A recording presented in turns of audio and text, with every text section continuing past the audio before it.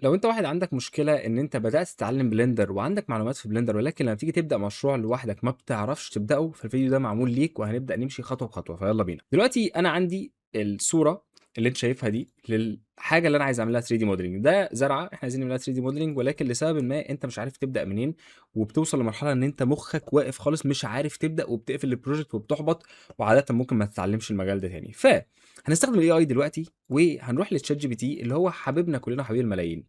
انا كل اللي بعمله ان انا باخش للChat GPT وباقول له زي ما انت شايف كده بالضبط، باقول له انا عايز اكتب system prompt. فكرته ان هو شخص فاهم كويس جدًا في ال3D modeling على بلندر، وفاهم الtopology، والفكرة كلها ان انا لما هادّي له صورة او هادّي نانو بنانا صورة، يبقى في system prompt بيطلع لي 4 صور، كل صورة فيها جزء معين من الموديل، وبيشرح لي الموديل ده اتعمل ازاي، يعني اتعمل بسفير، اتعمل بسلندر، ازاي اتعمل، والتوبولوجي بتاعه مكتوب جنبها انفورميشن عن التوبولوجي دي اتعملت ازاي. فعايزك تكتب لي سيستم برومبت، وفكرته ان انا لما هدي صوره لنانو بنانا يقدر يطلع لي صوره تانية فيها شرح الموديل ده اتعمل ازاي. الفكره كلها اللي انا عملته دلوقتي ان انا قلت للتشات جي بي تي ان انا عايزك تعمل لي روبوت. الروبوت ده شغلانته إن لمّا أدّي له صورة زي الصورة دي، هو يقدر يطلّع لي صورة مماثلة ليها. الصورة دي يقدر يقول لي سيف أنت هنا ممكن تقدر تبدأ بsphere، هنا اعمل extrude، هنا اعمل كذا، الجزء اللي تحت ده سيف تقدر تبدأ بيه مثلًا بplane، وبعدها تعمل لها subdivision. فسهّلت على نفسي الجزئية اللي أنا بابقى عطلان فيها ومش قادر إن أنا أبدأ الproject. وبالفعل ادّاني الprompt اللي أنت شايفه قدّامك ده كلّه. وبعد ما ادّاني الprompt ده كلّه، كل اللي عليّا إن أنا أعمل له copy، وبعدها أروح على ويفي، موقع ويفي، أو تروح على ماجنيفيك، أيًا كان مين فيهم الاتنين شبه بعض جدًا نوعًا ما. الفكرة كلها إن أنا هاجي هنا كده، وهاشد الصورة بتاعتي دي، وأحطها هنا كده في ويفي بالمنظر ده. وبعد ما أحط الصورة بتاعتي في ويفي بالمنظر ده، أقدر إن أنا أدوس رايت كليك، وأدوس على prompt، وآخد الprompt اللي هو اداه لي ده لما أنا طلبت منه، وأحط الprompt ده هنا كده زي ما هو، ما أعملش أي حاجة تانية. وآجي هنا أروح حاطط أكتب نانو بنانا، نانو بنانا اللي هو الموديل بتاع الصور. ولو أنتم محتاجين فيديوهات عن الAI أكتر اكتبوا لي تحت، هنعمل فيديوهات كويسة جدًا عن الAI نشرح فيها كل موديل إيه استخدامه. المهم إن أنا دلوقتي هاجي هنا كده قبل ما أحط نانو بنانا هاستخدم run any LLM. run any LLM ده اللي هو large language model، يعني زي ChatGPT برضه. فباربط الprompt اللي أنا أخدته ده هنا كده، وباربط الصورة دي هنا كده، وبعدها باجي في الany LLM ده أدوس run model. فلما بادوس run model دلوقتي بيبدأ إن هو يشتغل، وهتلاقي هنا تحت هو بيعد أو بيبدأ إن هو يفكر. الفكرة كلها فين؟ الفكرة كلها إن أنا هنا عمل instruction هدفه إن هو لما ياخد صورة يقدر يحللها كويس جدًا، وإن هو 3D modeler، وإن هو يقدر يقول كل حتة من دول اتعمل لها modeling إزاي والكلام ده كله.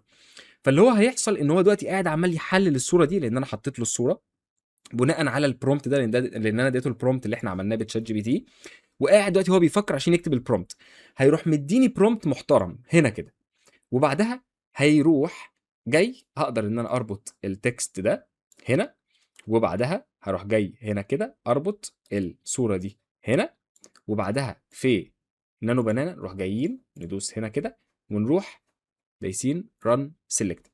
ولكن لسببٍ ما أنا طبعًا شايف إن الprompt ده فيه مشكلة، فبغض النظر عن الموضوع ده أنا ممكن آجي أشرح لك هنا على اللي أنا عملته، عشان ما نقفش بقى دلوقتي في مشاكل AI والكلام ده كله. نفس اللي هنا اللي أنت شايفه بالضبط هو اللي أنا عملته هناك، اديته الprompt ده، واديته الصورة بتاعتي في الlarge language model، وقُلت له run وريني أنت هتطلّع إيه. طبعًا هو هنا عمل كده، ولكن هو هنا تقريبًا ما شافش الprompt كويس أو ما فهموش كويس، فبنبدأ إن إحنا نعمل تاني الموضوع ده، نrun تاني ونشوف ليه هو ما طلعش بشكل كويس. هنا مثلًا ده الprompt، وهنا ده ممكن أروح حاطّه كده مثلًا في system prompt ونشوف. لسببٍ ما اشتغل عادي، هنا ادّى prompt أبسط بكتير. طيب إيه الصورة اللي طلعت يا سيف؟ أنا عايز أفهم يا سيف إيه النتيجة اللي طلعت من الآخر؟ النتيجة اللي طلعت هي اللي أنت شايفها دي. بدأ إن هو يدّي لك educational modeling breakdown للموديل اللي إحنا عايزين نعمله. طيب يا جماعة تعالوا نقرا إيه الحاجة اللي طلعت. اللي طلع إن هو بيقول لك دي الprimary forms اللي أنت تبدأ فيها. أنت والله يا سيف بنسبة كبيرة هتبدأ بsphere، هتبدأ بcylinder، هتبدأ بsphere معمول له scale، وممكن تبدأ بالكون ده. طبعًا ما بناخدش الكلام بتاع الAI كحاجة مسلمة، إحنا بس بنعمل ده عشان نسهّل على نفسنا الرحلة. وبيبدأ هنا يقول لك الmodeling process بتاعتك تقريبًا أنت هتبدأ بالsphere، هتعمل له extrude هنا، هتبدأ إن أنت تعمل extrude تاني، وبعدها تعمل extrude لجوّه. هنا هتروح عامل هنا السلندر ده، بيبدأ إن هو يشرح لك. وطبعًا هنا مدّي لك شكل الtopology عامل إزاي والtopology analysis، وهنا بيبدأ يقول لك البلندر ريكريشن جايد، الهيد يو في سفير، هتعمل اكسترود، سب سيرفيس موديفاير. كل دي حاجات لو انت شخص مش بيجنر صفر، هنقول نص نص، هتقدر ان هي تساعدك جدا ان انت تخش في الموضوع.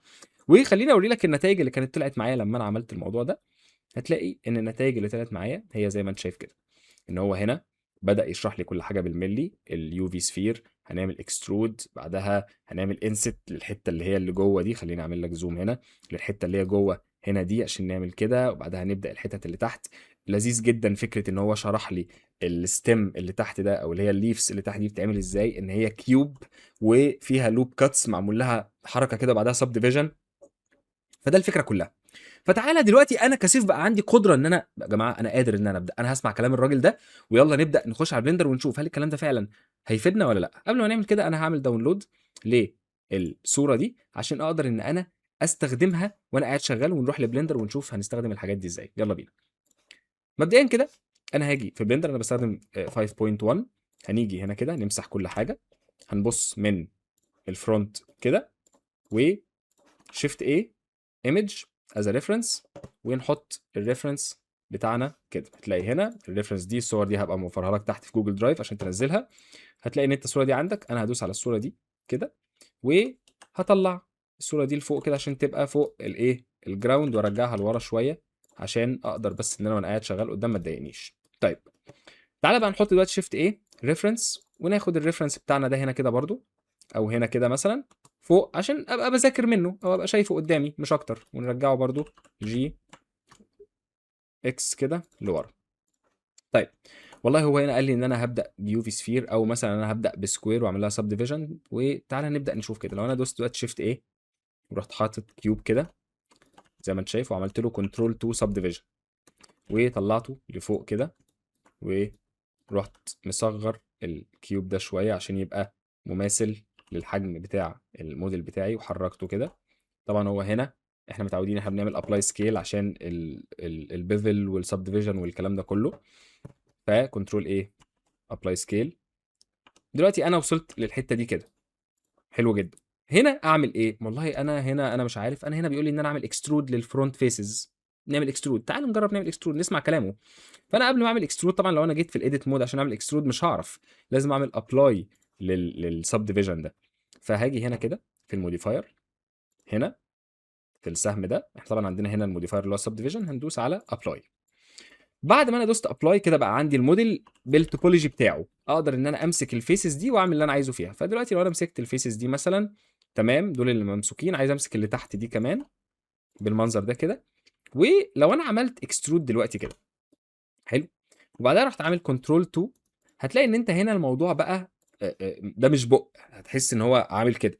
فدي مش تنفع، احنا محتاجين نعمل حاجه تانية طبعا. ولو مسكت دول برضو مش هتبقى زي ما انت متخيل كل الاجزاء دي، لان ده جزء كبير جدا اصلا بعيد عن الموضوع. انت لو عملت كده مثلا ورحت مثلا مصغر بالمنظر ده، بعدها رحت عامل كده مثلا هنا، تعالى مثلا نقول ايه، تعال نجرب كده مثلا. انت رحت عامل كده، حلو، وطبعا اس واي 0 مثلا، رحت عامل كده، تلاقي ان برضو هنا انت عندك مشكله في الحته دي، ان هي مديلك شكل المربع. هي في الاول وفي الاخر مهما انت عملت هتبقى مديلك شكل مربع حتى لو انت عملت اكسترود. وفي ناس على فكره ممكن تتغاضى عن الحته دي، يعني يكمل عادي جدا وخلاص، هو يعني هيعديها خلاص، هيعمل كده بقى مثلا ويروح معديها وخلاص، ولكن هي باينه ان هي مربع.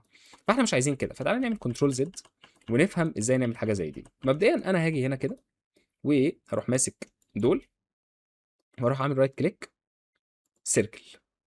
طيب مبدئيا قبل ما ازاي احنا عملنا رايت كليك سيركل دي، طبعا لو انت في فيرجن قديمه من بلندر مش هتلاقيها. فانت تيجي هنا في بريفرنس في الادونز، اكتب لوب تولز وفعل اللوب تولز دي. اللوب تولز دي يعني مهمه معينه، ان انت لما تدوس رايت كليك يبقى في زي اوبشنز، مش عايز اخش في الموضوع دلوقتي، ولكن سيركل واحد منهم ان هو يخلي لك الحته دي او الكوادز اللي انت كنت ماسكها دي في هيئه دايره.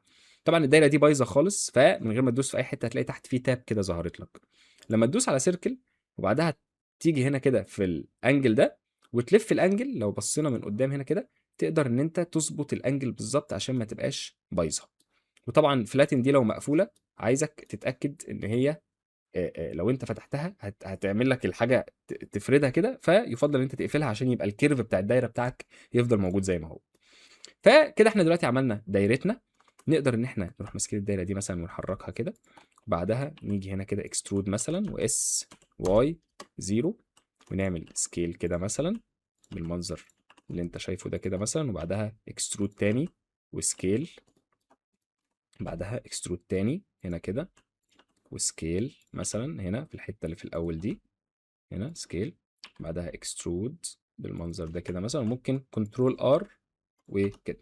المهم دلوقتي لو انا عملت كنترول سب ديفيجن، يعني كنترول 2 سب ديفيجن كده، حلينا مشكله الدايره اللي ما كانتش قادره تتحل. المشكله بتاعت الدايره، انت كان عندك مربع دلوقتي بقت دايره فعرفت تحلها، فانت كده اتعلمت موضوع ان السيركل او اللوب تولز يساعدك جدا في الحته دي.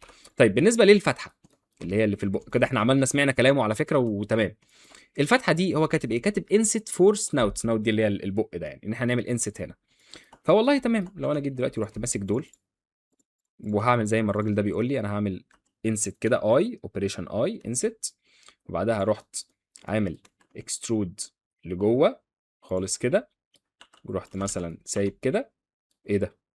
اتعمل الشكل هو ده بالظبط. طيب ايه تاني الحاجات اللي انت بتبدا ان انت تظبطها بعد ما تعمل كده؟ طبعا احنا كده وصلنا لاول حته، فالاي اي ساعدنا ان احنا نقدر نفكر في الحته دي، ولكن بعد ما بنوصل لاول حته دي بنبدا ان احنا نحاول ان احنا نظبط الموديل بناء على الريفرنس بتاعنا، لان هو مش شبه الريفرنس، او احنا عايزينه يبقى شبه الريفرنس. فبنبدا ان احنا نمسك الحتت دي اللي هي اللي انت شايفها دي، ونبدا ان احنا نظبطها. طبعا وانت في السب ديفيجن افتح اللي هو الاون كيج ده، عشان لما تدوس تاب في الايديت مود تقدر انك تشوف كويس. هنا تقدر ان انت تعمل بقى سكيل براحتك، وتبقى شغال بناء على الريفرنس بتاعك نوعا ما يعني. هنا كده مثلا انا همسك مثلا الحتت دي واروح مكبرها كده، همسك مثلا دي واروح مكبرها كده. هنا بقى في حتت كتير جدا، هنا بقى دي هنشوف هنعملها ازاي. دلوقتي مبدئيا الحته دي بالنسبه لي خلاص، ولكن انا دلوقتي عشان احل المشكله اللي هنا دي بنستخدم البروبورشنال اديتنج. طبعا انا عشان اعمل سكيل للحته دي او اكبر الحته دي بتكبر لوحدها، انا عايزها تكبر وتكبر كلها معاها، يعني تكبر وتكبر حته حواليها. فلو انا مسكت الفيرتكس ده وفعلت هنا البروبورشنال اديتنج ودوست دلوقتي جي، هتلاقي ان انت ينفع ان انت تحرك الحاجه وتحرك الحاجات اللي حواليها. فانا كده بمسك فيرتكس وببدا ان انا احرك حواليه عشان بس اقدر اماتش الشيب بتاعي. ولو عملت سكرول في الماوس تقدر ان انت تصغر الحته اللي انت بتاثر فيها. فالبروبورشنال اديتنج ده مهم جدا ان هو يحل لك المشكله دي، لا وكمان يحسسك بالواقعيه بتاعه ان مفيش حاجه بيرفكت زياده عن اللزوم، كل حاجه فيها ثغرات. ف كده احنا حلينا او عملنا اول جزء في الموديل بتاعنا. ولكن لو انا دوست هنا كده دلوقتي شيفت ايه ورحت جاي في الريفرنس وحطيت الصوره اللي فيها الموديل من كذا زاويه زي ما انت شايف كده ورجعناها لورا، هنقدر ان احنا نبص عليه كويس ونقدر نقول مثلا لا هو هنا مثلا مفلطح شويه زي ما احنا بنقول.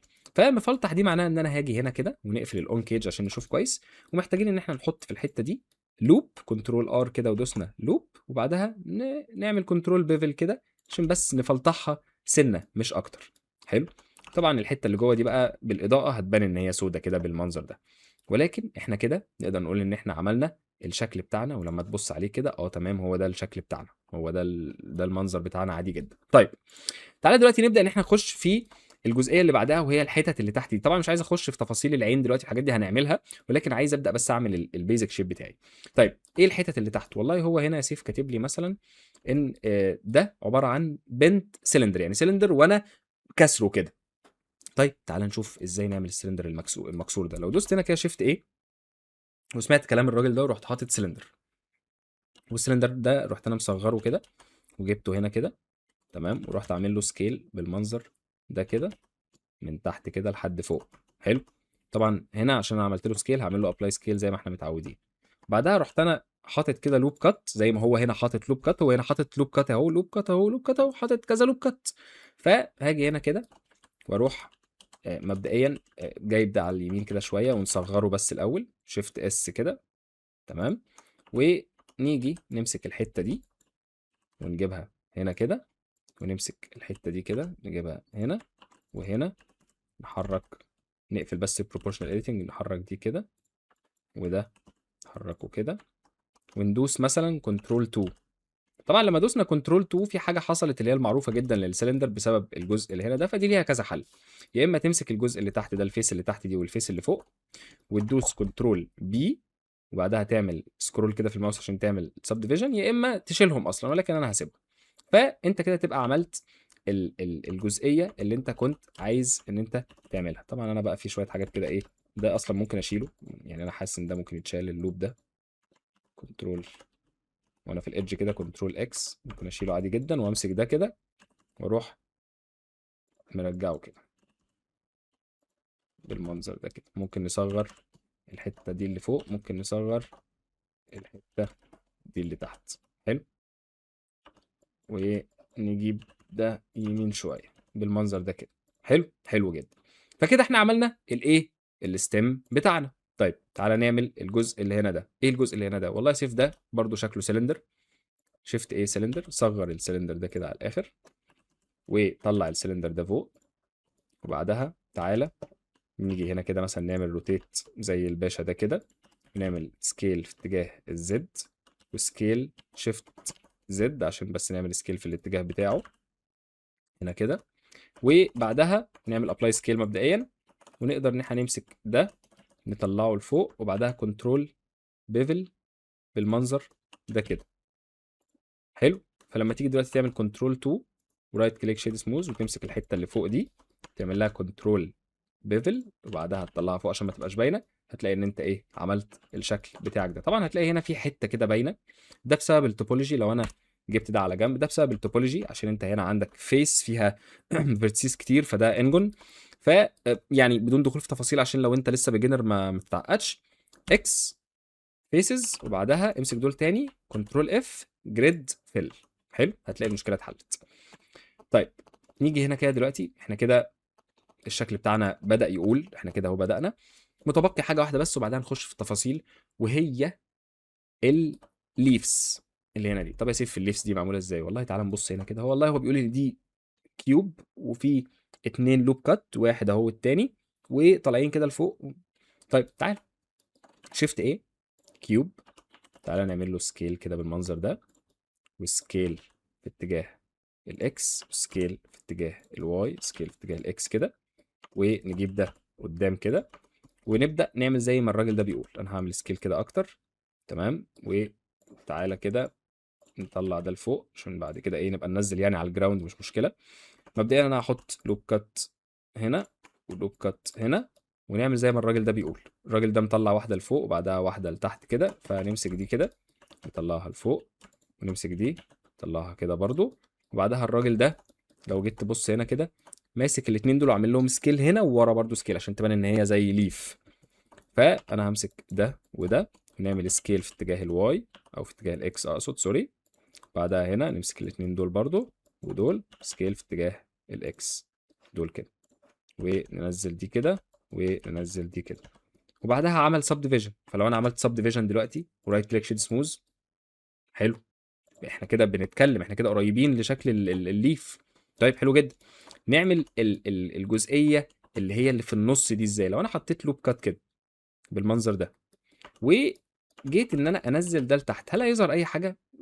يعني مش قوي، مش هنقول ان هي ظهرت او ما ظهرتش، ولكن هي مش باينه. فتقدر ان انت تعمل مبدئيا طبعا انت في شويه تفاصيل تقدر ان انت تبدا تزودها اكتر، يعني تقعد تشتغل على نفسك اكتر بقى في الحته دي. ولكن انا عشان التوتوريال مش عايز افضل ان انا يعني اطول فيها. ولكن هنا مثلا لو انت واخد بالك انا عامل ده كده، ولكن هي هنا بتبقى اصغر، فبنمسك اللي فوق ده ونعمل كده. هنا نفس الايه النظام. كل دي ديتيلز الارتست هو اللي بياخد باله منها اكتر من اي حد تاني. ولكن هنا لو انا رحت عامل ابلاي للسب ديفيجن، فدلوقتي بقى عندي فيرتسيز اكتر. فلو مسكت دول زي ما انت شايف كده ورحت منزلهم كده، وبعدها رحت عامل كنترول تو سب ديفيجن، هتلاقي ان هي ادت الشكل اللي انت عايزه. لكن هي مش المفروض دي، المفروض اللي في النص كده مثلا، كده بالمنظر ده كده مثلا. وكنترول 2 هتلاقيها ادت الشكل اللي انت متخيله بالمنظر ده. عايز تطلعه سنه عشان تخفف الشكل، تمام، ولكن هي ادت الشكل اللي احنا متخيلينه. طيب نمسك كده، وبعدها طبعا تقدر ان انت تعمل سكيل براحتك، تكبرها تصغرها. تقدر ان انت تعمل شيفت دي وروتيت. طبعا بدل ما تقعد تعمل روتيت وتجيبها كده، نمسح دي وهنعمل روتيت حوالين الكرسر. فهنمسك البيفوت بوينت ده نخليه 3 دي كرسر، معناها ان انا لما اعمل شيفت دي وار زد هتعمل روتيشن حوالين 3 دي كرسر بالمنظر ده كده.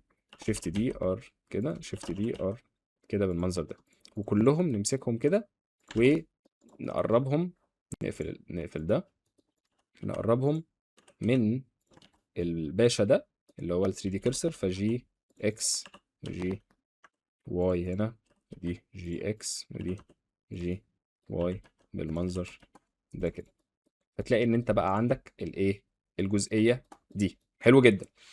هل في تفاصيل؟ في طبعا تفاصيل لسه وهنزودها، ولكن تعالى نبدا ناخد الحته اللي تحت دي ونعمل لها دوبليكيت للجزء اللي فوق. بمعنى همسك اللي تحت دي واعمل لها شيفت دي كده، ار زد 180، ونبدا ان احنا نصغرها سنه ونعمل الشكل اللي فوق ده اللي انت شايفه ده. فنجيب دي هناك كده عشان لما اجي ابص من ورا هنلاقيها عامله بالمنظر اللي انت شايفه ده. فلو مسكت دي رحت عامل لها شيفت دي ورحت عامل روتيت لدي وعملتها كده بالمنظر ده، بعدها رحت عامل شيفت دي ورحت عامل ار ولفتها كده، هتلاقي ان انت بقى معاك الشكل اللي هو بتاع الزرعه دي من ورا. ونفس الكلام لو انت رحت ماسك ده دلوقتي عشان تعمل الحاجب هتعرف ان انت تعمل الحاجب. ولكن قبل ما نعمل الحاجب تعال نخش في تفصيله العينين ازاي نعملها. او لا، تعال نعمل العينين الاول بعدها الحاجب عشان بس المكان يبقى مظبوط. تعال نخش نشوف الحته دي ازاي. دلوقتي هنا عشان تقدر ان انت تعمل العينين او الحته اللي هي الفراغ بتاع العينين، طبعا انت عندك ابروتش على فكره عادي جدا. عندك اتجاه ان انت ممكن تيجي هنا كده العينين تروح جاي شيفت ايه ويو في سفير وتعمل سكيل كده لليو في سفير ده شويه وتصغره، وتيجي هنا كده وتحرك اليو في سفير ده وتحاول ان انت ايه تجيبه على الايه الحته دي كده. وده اللي احنا هنعمله بالفعل، يعني ده اللي احنا هنعمله اصلا يعني. وتروح عامل كنترول 2 سب ديفيجن وده هيبقى شكل العين وده اللي احنا هنعمله. ولكن انا بتكلم على الفراغ بتاع العين اللي هو الجفن، الحته اللي جوه دي ازاي تعملها لو انت حابب ان انت تعملها، ان هي هتضيف شويه بمجرد ما نحط الاضاءه يعني. فانا همسح ده. لو جينا هنا كده دلوقتي عايزين نشتغل في الحته دي، ولكن مش هنعرف نشتغل فيها غير لما يبقى في توبولوجي اكتر. فمحتاجين ان احنا نعمل ابلاي للسكيل. ولكن ما تاخدش خطوه ابلاي للسكيل في موديل زي ده غير لما تروح عامل له باك اب، يعني تحطه في حته كباك اب. يعني تمسك ده وتروح عامل شيفت دي، فانت كده بقى عندك نسخه تانية منه، ودوس ام حطه في كوليكشن، نيو كوليكشن اسمه باك اب، عشان لا قدر الله لو انت الموديل باظ منك تعرف ترجع للحاجه دي. حاجه طبيعيه جدا. وهنا الباك اب ده اقفله، اللي هو الكوليكشن ده خلاص بقى عباره عن زي فولدر كده احتياطي، وابدا ان انت تشتغل على ده براحتك. عشان لو الموديل ده باظ، ودي حاجه طبيعيه جدا لاي موديل ان هو يبوظ الموديل بتاعه، تقدر ترجع لحته كويسه زي تشيك بوينت كده لما كنت بتلعب مثلا نيد فور سبيد وتعمل حادثه في حته، فمش بتبدا من اول السباق، بتبدا من التشيك بوينت.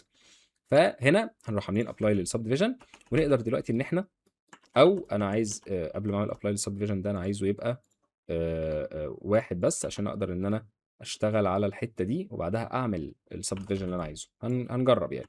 طيب الحته، او لو انا مسكت الحته دي وعملت كده سيركل، وانا بجرب برضو معاكم كده بشوف الاتجاه اللي انا عايز اروح له كده، وبعدها رحنا جايين كده. حلو خلاص، هو ده اللي انا هعمله. ماشي، انا كده خليتها السب ديفيجن يبقى واحد مش اتنين عشان ما يبقاش توبولوجي كتير. يعني لو التوبولوجي كتير مثلا خليناه اتنين عشان برضه تبقوا فاهمين الموضوع. وجينا نشتغل على الحته دي مثلا، هتلاقي ان انت مسكت يعني كوادز كتير قوي، ولما تيجي تعمل لهم لوب تول سيركل هتلاقي ان هي هيبقى صعب شويه ان انت توصل للي انت عايزه. ممكن على فكره، يعني هو الفكره كلها ان انا هعمل اللوب تول ده، وهنا ممكن نلف السيركل عشان بس نوصل لشكل الانجلر كويس، عشان طبعا هنا هتلاقي حاجات مشاكل هتحصل ده طبيعي. فلما تيجي هنا تروح عامل اكسترود لجوه وتعمل كنترول تو سب ديفيجن ما يبقاش فيه مشاكل. فهنا بسبب ان احنا عاملين توبولوجي كتير هتلاقي هنا في حاجه في الشيدنج بايظه. مش عايز اخش في موضوع ان احنا ازاي نصلح الحته دي لان هي يعني ليها قصه كبيره قوي، ولكن انا ممكن عادي اكتفي بالحته دي، ما عنديش مشكله فيها، مش هتبقى باينه قوي. يعني الحته دي مش هتعمل لي الحوار اللي احنا متخيلينه، بالذات ان انا صلحتها شويه كتوبولوجي دلوقتي. ولكن ده اللي انت محتاج ان انت تعمله. هو الحته اللي انا عملتها اللي فاتت دي انا ما شرحتهاش دلوقتي، انا بتكلم في الفيديو، ولكن انت رجع الفيديو هتلاقي نفسك فهمت ازاي انا شلت اللوبس والحاجات دي كلها. طيب بعد ما انا عملت الحته دي عايز اعمل لها نسخ للموديل الناحيه الثانيه.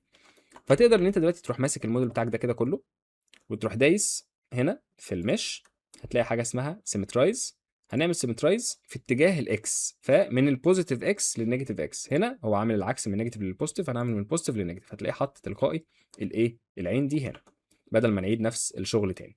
وبعدها نقدر ان احنا دلوقتي نحط بقى العين. فهنيجي دلوقتي هنا كده طبعا انا عايز احط العين، بدل ما ابدا في العين من تحت، طب ما ابدا منها من هنا. يعني همسك دي كده واحط شيفت اس كيرسر تو سيلكتد، فلما اجي دلوقتي ادوس على اليو في سفير وبعدها اصغر اليو في سفير بتاعتي، هنلاقي ان اليو في سفير اصلا هي داخله في الايه، في الحته بتاعه العين، ونقدر ان احنا نبدا نعمل كده، نروح عاملين سكيل في اتجاه الزد، وهتلاقي ان انت كده قادر انك تحطها في المكان المظبوط بالملي. تعمل طبعا كنترول تو سب ديفيجن، وممكن تصغرها اكتر لو انت حابب، او تكبرها سنه بالمنظر ده كده. طبعا انا حاسس ان انا عايز ادخلها لجوه اكتر، بالمنظر ده كده، اطلعها سنه كده زي ما انتم شايفين كده. حلو. وطبعا هنا عشان نحطها الناحيه التانيه هنروح عاملين ميرور، فهنيجي نمسك الاوبجكت ده وهنا ميرور بالمنظر ده، ونختار الاوبجكت بتاعنا الاساسي اللي هو هنا ده، وبعدها نبقى نعمل ابلاي بعدين. طيب بعدها الكرسر ده نعمل له ده شيفت اس كرسر تو اوريجن، ننزله تحت تاني. كده احنا عملنا كل حاجه، متبقي ان احنا نحط بقى الايه، الرموش بتاعتها او الحاجب يعني. فهنمسك ده وهنعمل شيفت دي، ونيجي هنا كده نعمل له سكيل بالمنظر ده، ونبص من هنا. طبعا ده نرجعه كده ورا، نبص هو راح فين هنا كده بالمنظر اللي انت شايفه ده كده. طبعا نبدا ان احنا بطريقه كده كروكي، طريقه لذيذه، مش عايز اعقد الموضوع قوي عليكم، ان احنا نيجي هنا كده ونبدا ان احنا نعمل كده زي ما انتم شايفين المنظر ده كده. حلو. وتبدا ان انت طبعا والله انت عايز مثلا تمسك ده تطلع الحته دي مثلا لبره، فتمسك الحته دي وتفتح البروبورشنال اديتنج وتروح مطلعها كده لبره زي ما انت شايف كده. عايز تدخل حته معينه لجوه تروح ماسك البروبورشنال اديتنج وتدخلها بالمنظر ده. ونفس الكلام هنا هنعمل موديفاير، ميرور موديفاير، والميرور موديفاير ده هنا كده بالمنظر ده. فكده انت بقى عندك الموديل بتاعك. موديل زي ده انت كان ممكن يبقى عندك مشكله ان انت تعمله او تبدا فيه، ولكن احنا كده خلاص حلينا المشكله دي. تعال نكمل ونخش في جزئيه الماتيريال والحتت دي كلها. طيب ازاي هعمل الماتيريال يا سيف؟ يعني انا اعمل الماتيريال ازاي؟ انا عندي نفس المشكله. وهنا نيجي ان احنا نقدر برضو نروح لتشات جي بي تي زي ما انت شفت كده هنا، واقدر ان انا في تشات جي بي تي اروح قايل له انا عايز نفس البرومبت ده للريجنج دي في حته الريجنج، ولكن انا تحت رحت قايل له انا عايز نفس الحاجه بالظبط للشيدنج، فاداني السيستم برومبت للشيدنج اللي انت شايفه ده. فرحت واخد السيستم برومبت ده، وفي ويفي رحت عامل نفس الحاجه بالظبط، حطيت السيستم برومبت وربطته بلارج لانجويج موديل، وهنا كده اهي سوري هنا، وراح مديني الصوره اللي انت شايفها دي. طيب ايه الصوره اللي انت شايفها دي؟ الصوره دي فيها شرح بسيط جدا للماتيريالز اللي موجوده. هو بيقول لك ان انت هنا حاطط الهكس كود ده، يعني الهكس كود بتاعنا هيبقى هو ده، وان في سب سيرفيس كلر بالمنظر ده، وان الرفنس كذا والميتاليك كذا، كلام كتير جدا. طيب تعالى ننزل الصوره دي ونشوف هل فعلا نقدر نستغل الصوره دي ونشتغل بيها ولا لا. تعالى نروح نشوف في بلندر. لو انا جيت دلوقتي هنا وفي الريندر في اي في، بدل ما هي اي في خليتها سايكلز، وبدل سي بي يو خليتها جي بي يو، ودلوقتي رحت انا جاي هنا كده في الريندر، فتحت الريندر. طبعا مفيش اضاءه، فعشان نحط اضاءه نقدر ان احنا هنا نيجي في الزرار ده ونفتح السين وورلد بالمنظر ده. دلوقتي شيفت ايه ريفرنس، تعال نحط الريفرنس اللي هو بتاع الماتيريالز ده. طبعا عشان نروح للشيدنج وكده نقسم الشاشه بالمنظر ده، فهيبقى عندك الجزء ده والشاشه الثانيه نخليها شيدر اديتور. حلو كده. تعال نوسع على نفسنا المساحه هنا كده، انا عايز اعمل هايد لكل الحاجات دي، هايد، وتعالوا نخلي ده بس لوحده. طيب الراجل ده بيقول لي ايه؟ هو بيقول لي ان ده اللون. تعال نشوف الراجل ده بيتكلم بجد ولا كذاب. لو جينا هنا كده ورحنا دايسين نيو ونحط اللون ده او الكالر ده، الهكس كود ده هكس كود تمام. المفروض لما اكتب الهكس كود ده يديني نفس اللون. ايه الهكس كود؟ 77 بي بي 33 انتر. ده اللون، ده اللون. الراجل ده كذب؟ لا الراجل ده مش كذاب. طيب تعالوا نمسك كل دول تمام، كل دول كده تمام، وده كمان، ونعمل شيفت ده كنترول ال لينك ماتيريال عشان يبقوا كلهم نفس الماتيريال، مع ان الماتيريال بتاعت ده اغمق شويه، ودي هنحلها يعني بسيطه. او دي او غلط اصلا، انا عايز مش عايز كده، انا عايز من الاول نخلي دي اغمق. ولكن تعالى بس الاول نعمل ده وبعدها نشوف. هو بيقول ايه هنا؟ بيقول ان في سب سيرفيس كلر. طيب تعالى نروح للسب سيرفيس. حلو. ونشوف السب سيرفيس كلر ده نعمله ازاي. دلوقتي هو هي فين اصلا السب سيرفيس؟ ايوه السب سيرفيس اهو. طبعًا الsubsurface يعني مشكلته إن هو بيتقِّل، وأنا مش عايز إن أنا أخُش أوي في الحتّة دي، ولكن هو يقصد في الsubsurface إن أنت لو علّيت شوية هيدّي لك إحساس الزرع ده، إن في تحس إن هو شفّاف سِنّة، تمام؟ فتمام، أنا ممكن برضه أعلّي الscale سِنّة تدّيني style كده لذيذ شوية، ماشي. الroughness هو بيقول إن الroughness 0.5 إحنا 0.5 عايزين نقللها أكتر، نقللها أكتر براحتنا، ولكن هنسيبها 0.5 metallic 0 الspecular هو قايلها إن هي 0.5 أنا عندي الspecular في العادي بتبقى 0.5 برضه أظن أهي، والsubsurface weight برضه هو جاب سيرة الsubsurface تاني الsubsurface weight اللي هو هنا ده 0.5 زي ما أنا عملته بالضبط، والsubsurface radius اللي هو هنا ده 0.85 تعالَ نخلّي ده 0.85 ولكن قبل ما نعمل كده تعالَ نبقى باصين هنا 0.85 بالمنظر ده، وهنا 0.2 ماشي، شوية details برضه مش هتبان أوي ولكن تمام، والindex of refraction 1.45 هو هنا 1.5 ف1.45 تمام، تمام، تفاصيل برضه إيه مش أوي يعني ولكن تمام، نمسك ده بقى أنا أروح ماسك ده Control L link material ولكن ده هاغيّر لونه فهنحط هنا copy وده محتاج يبقى أغمق شوية، يعني ده لو جه هنا كده يبقى أغمق شوية بالمنظر ده كده، حلو، نمسك بقى دول كلّهم تمام، كل دول واللي تحت ده ونعمل link material للي تحت ده، حلو، فكل دول ماشيين تبع اللي تحت، يعني اللي تحت ده لو أنا غمّقته سِنّة كلّهم إيه، هيغمقوا، وهي دي فعلًا يعني هو مش كلّهم نفس اللون، تحس حتى الmodel مش حلو، بمجرد ما أغمّق لونه تحس إن بقى في contrast لذيذ جدًا في الmodel بقى ظاهر، دي حقيقة. طيب بالنسبة للعين، العين هو حاطط الhex code ده، ولكن أنا بالنسبة لي مش هاعقّد الدنيا، العين سودا والroughness بتاعها قليل جدًا عشان العين لازم تبقى بتلمع، يعني 0.5 مثلًا وده اللي هو عامله فعلًا، والspecular بتاعها هو كاتب 0.6 فإحنا ممكن نروح للspecular هي راحت فين؟ هنا، ونخلّيها 0.6 زي ما هو قايل كده بالملي. فكده نبقى إحنا قدرنا إن إحنا نعمل الmaterial بتاعنا، طبعًا هو هنا حاطط شوية حاجات بيقول لك إن lighting check add strong rim light behind the model to reveal الsubsurface يعني لمّا تحط إضاءة ورا الmodel بتظهر الsubsurface أكتر، طبعًا لسه هنخش في الحتة بتاعة الإضاءة والكلام ده كله، أنا بس عايز أمسك الmodel بتاعي كله وأنزّله على الأرض كده سِنّة بالمنظر ده، وهنا بيقول بقى pro tip إن أنت ممكن تحط noise texture فإحنا ممكن نحط noise texture برضه، ولكن أنا مش هاخش في الحتة دي أوي دلوقتي عشان ممكن نخش لها بعدين. طيب كده إحنا وصلنا لأول جزء في الفيديو بتاعنا، أتمنى إن أنت تبقى استفدت، أنا مش هاطوّل عليك في الفيديو أكتر من كده، لإن في الفيديو اللي جاي هنحطّه الmodel بتاعنا في environment كده خلفية بيضا لذيذة، وهنبدأ إن إحنا نعمل له rigging باستخدام Claude، هنشوف Claude وهو بيعمل rigging للmodel ده لوحده، ونشوف هنقدر نوصل لفين في الrigging، ونقدر نعمل له animation إزاي. لو استفدت اعمل like وsubscribe واكتب لي comment، وهاستناك في الفيديو اللي جاي، سلام.